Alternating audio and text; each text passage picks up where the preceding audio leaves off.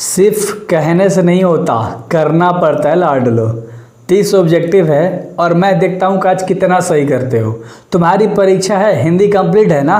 मैंने काव्य खंड, गद्य खंड, ऑब्जेक्टिव का स्पेशल प्लेलिस्ट बनाया। नहीं कंप्लीट है तो कंप्लीट करो। और टारगेट 50 में 50 है। नंबर 1 चैनल है भाई, याद रख लेना, ये रिवीजन के लिए, ठीक है। और बाकी सारे कंटेंट भी दिया हूँ, तो ऐसा नहीं है कि आया और फेंक दिया, बोल दिया नहीं लाडलो, है ना। सारी चीज़ें यहाँ पर आपको दी जाती है। तो आज 30 ऑब्जेक्टिव महा मैराथन चल रहा है, एकदम आग लगा देनी है।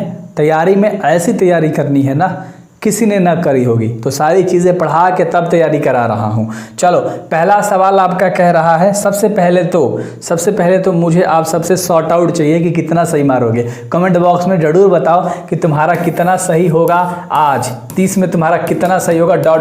चलो बता देना। पुत्र वियोग में कवित्री का खिलौना कौन है? तो पुत्र वियोग चैप्टर में जो कवित्री थी ना, उसमें ना उनका पुत्र खिलौना है, उसका याद रहेगा ना। ये तो आपको पता है। मुझे पता है कि आप अगर सब चीज़ रट गए हो तो आप बता दोगे। अगर नहीं रटे हो तो जाओ प्लेलिस्ट में चैप्टर वाइज ऑब्जेक्टिव करो, टोटल के टोटल काव्य खंड और गद्य खंड। मजाक मत करो, नंबर लेकर आना। तुम्हें 90 नंबर।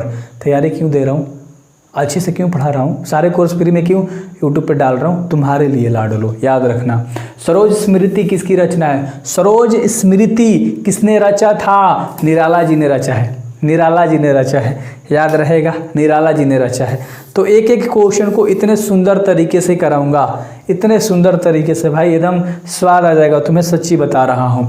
सुभद्रा कुमारी चौहान किस वर्ग की कवित्री थी? किस वर्ग की? तो राष्ट्रीय भावधारा की, है ना, राष्ट्रीय भावधारा की कवि थी। याद रख लेना, कौन? सुभद्रा कुमारी चौहान। और अगला सवाल जो 4 नंबर का सवाल है कि सुभद्रा कुमारी चौहान स्वयं को असहाय क्यों कहती है? तो स्वयं को असहाय कहती है पुत्र वियोग के कारण, क्योंकि पुत्र की मृत्यु हो गई है, तो उस कारण वह बोलती है खुद को असहाय, क्योंकि कोई मददगार अब नहीं रहा जिससे प्यार करती थी, लाड दुलार, लाडला प्यारा नन्हा, वो अब नहीं रहा, उसका पुत्र है। समझ रहे हो? चलो, पुत्र वियोग शीर्षक कविता किसकी रचना है? तो पुत्र वियोगों को किसने लिखा है? सुभद्रा कुमारी चौहान ने लिखा है। तो हर चैप्टर से इंपॉर्टेंट वाला क्वेश्चन ऐसा वाला देख ही के लग रहा होगा कि भाई बिल्कुल खतरनाक वाला क्वेश्चन है ये सारा, और प्रीवियस ईयर वाला क्वेश्चन है। शमशेर बहादुर सिंह की पत्नी का क्या नाम था? शमशेर बहादुर सिंह के पत्नी का नाम बताना है। धर्म देवी या कर्म देवी? तो ऑप्शन है, बहुत बढ़िया, धर्म देवी। शमशेर बहादुर सिंह के पत्नी का क्या नाम था? धर्म देवी लाडलो। और अगला सवाल देख लो, उषा का जादू कब टूटता है? उषा का जादू टूटता है सूर्योदय होने पर। जैसे ही सूर्य बाबा निकलते हैं ना, जैसे ही सूर्य बाबा निकलते हैं तो उषा का जादू टूटता है। और उषा क्या होता है? जो सूर्य आने से जो पहले लालिमा छाई हुई होती है ना, सुबह सुबह अच्छी लगती है, मनोरमा लगती है, तो होती है। और अगला 8वां नंबर का सवाल कह रहा है, हिंदी साहित्य में कवियों के कवि किसे कहा गया है? हिंदी साहित्य में कवियों के कवि किन्हें कहा गया है लाडलो? शमशेर बहादुर सिंह को कवियों के कवि कहा गया है।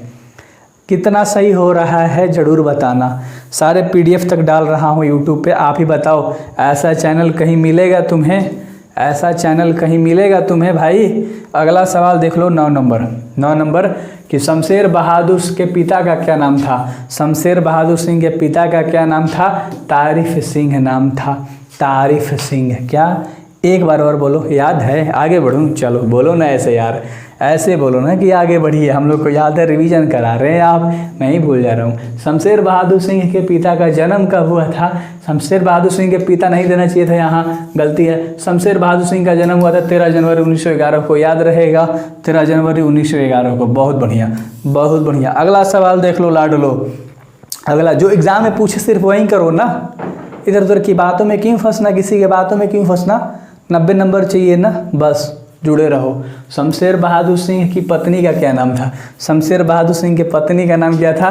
धर्म देवी। लो, दोबारा क्वेश्चन आ गया। अगला सवाल, उषा का जादू कब टूटा है? तो किया हिंदी साहित्य में कवियों के कवि। अरे यार, शमशेर बहादुर सिंह को क्वेश्चन रिपीट हो रहा है क्या, या 2 कॉपी मार दिया है सबने?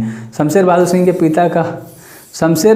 पिता का नाम तारीफ सिंह था ना, तारीफ सिंह था। शमशेर बहादुर सिंह के पिता का जन्म, अरे यार यहाँ से करना है 16 नंबर। क्वेश्चन कुछ कुछ रिपीटेड है।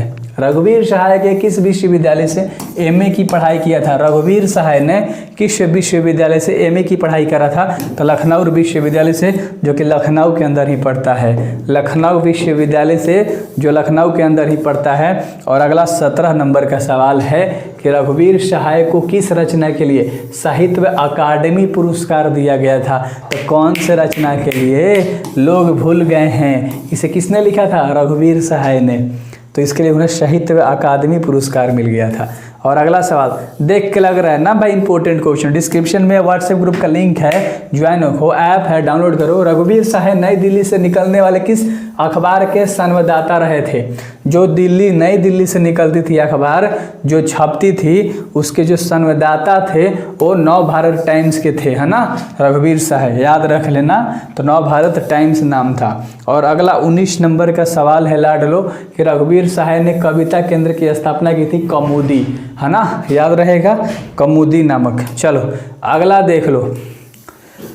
अगला है 20 नंबर। बहुत बुलवाते हो तुम सब। रघुवीर सहाय का जन्म कब और कहाँ हुआ था? रघुवीर सहाय का जन्म कब और कहाँ हुआ था? बताओ, फटाक फटाक से बताओ कहाँ। और 19 दिसंबर 1939 को इलाहाबाद उत्तर प्रदेश में। 19 दिसंबर 1939। क्लियर है। अगला सवाल 21 नंबर। अगला सवाल 21 नंबर कि विनोद कुमार जी का जन्म कब हुआ था? विनोद कुमार जी ना, विनोद कुमार जी का जन्म 1 जनवरी 1937 को हुआ था। 1 जनवरी 1937 को विनोद कुमार जी का जन्म हुआ था। अगला सवाल कर ले, 22 नंबर का सवाल कर ले। 21 नंबर सवाल हम लोगों ने कर लिया। आप सभी के लिए बहुत सारे मटेरियल्स तैयार करके रख दिया हूँ, बहुत सारे मटेरियल्स, बहुत सारा मेहनत लगा है। विनोद कुमार शुक्ल का निवास स्थान कहाँ है? तो विनोद कुमार शुक्ल का निवास स्थान रायपुर छत्तीसगढ़। रायपुर छत्तीसगढ़। रायपुर छत्तीसगढ़। और अगला 23 नंबर का सवाल कह रहा है, कौन सा? 23 नंबर कि विनोद कुमार शुक्ल किस विश्वविद्यालय में एसोसिएट प्रोफेसर रहे थे? तो इंदिरा गांधी कृषि विश्वविद्यालय में। इंदिरा गांधी कृषि विश्वविद्यालय में एसोसिएट प्रोफेसर के पद पे विनोद कुमार शुक्ल ने काम किया था। और अगला 24 नंबर का सवाल, 24 नंबर का सवाल कह रहा है विनोद कुमार शुक्ल निराला सृजन पीठ में कब से कब तक अतिथि साहित्यकार के रूप में रहे? तो 94 से 96, जून 94 से 96। महीना याद रखना ताकि भूल ना पाओ। तो जून 94 से 96, 1994 से 96। और अगला 25 नंबर का सवाल कह रहा है कि प्यारे नन्हे बेटे को नामक रचना, यानी प्यारे नन्हे बेटे को किसने रचा है? कविता संकलन से संकलित है। जो रचा गया है ना प्यारे नन्हे बेटे को, ये कहाँ से संकलित है आपको बताना है। तो वह आदमी नया गरम कोट पहनकर चला गया विचार की तरह, यहाँ से संकलित है। वह आदमी नया गरम कोट पहनकर चला गया विचार की तरह। ये देखो मक्खी मच्छर बैठा है, देख रोज कैसे चल रहा है, देखो देखो कैसे चल रहा है। इसकी वजह से काम नहीं कर रहा था, देख रहे हो। अगला सवाल देखो 26 नंबर। 26 नंबर सवाल कह रहा है कि अशोक वाजपेयी का जन्म कब और कहाँ हुआ था? तो 16 जनवरी 1941 को तो हुआ था, दुर्गा गांव छत्तीसगढ़। याद रख लेना, ठीक है, याद हो रहा है, सारी चीज़ें समझ में आ रही है। 27 नंबर कह रहा है, 27 नंबर सवाल, अशोक वाजपेयी ने सेंट स्टीफेंस कॉलेज किस भाषा में एमए किया था? यानी एमए की पढ़ाई पूछ रहा है कि कौन से भाषा में किया था? तो अंग्रेजी में किया था। कौन से भाषा में? अंग्रेजी भाषा में किया था ना। और अगला सवाल 28 नंबर का है ना। अगला सवाल 28 नंबर, अशोक वाजपेयी जी के माता का क्या नाम था? माता का नाम क्या था? निर्मला देवी। किन के? अशोक वाजपेयी के। अशोक वाजपेयी के। और अगला 29 नंबर का सवाल है, अशोक वाजपेयी निम्नलिखित में से किस विश्वविद्यालय के कुलपति रह चुके थे? कुलपति, है ना। तो कुलपति कौन विश्वविद्यालय के रहे थे? बताओ, बताओगे? इंदिरा गांधी मुक्ति विश्वविद्यालय के। इंदिरा गांधी मुक्ति विश्वविद्यालय के। और द लास्ट क्वेश्चन करेंगे मेरे भाई। अगला लास्ट क्वेश्चन करते हैं। बहुत सारी चीज़ें हैं, अगर आगे मैं आपको दिखाऊंगा, बहुत सारी चीज़ें तैयार करके रखी है। साहित्य अकादमी पुरस्कार उनको किस रचना के लिए दिया गया था? बताओ ना। विनोद कुमार शुक्ल को साहित्य अकादमी का पुरस्कार, है ना, किस रचना के लिए दिया गया था? तो कहीं नहीं वहीं के लिए, है ना, कहीं नहीं वहीं के लिए विनोद कुमार को। अब देख लो, आगे देख लो, मैं आपको दिखाता हूँ। ये PDF मैं आपको दे दूंगा, टेंशन मत लो। अभी देखो ये ऑब्जेक्टिव है 30 को, उसके बाद ना सब्जेक्टिव है, देखो फिर ऑब्जेक्टिव है ना, जितना है वो सब कराने के बाद सब्जेक्टिव है। कहाँ गया सब्जेक्टिव? सब्जेक्टिव है, शायद अगले PDF में होगा। ठीक है, सो बेस्ट ऑफ लक। जरूर सब्सक्राइब करना, डिस्क्रिप्शन में लिंक होगा, जरूर ज्वाइन हो जाना। Best of luck.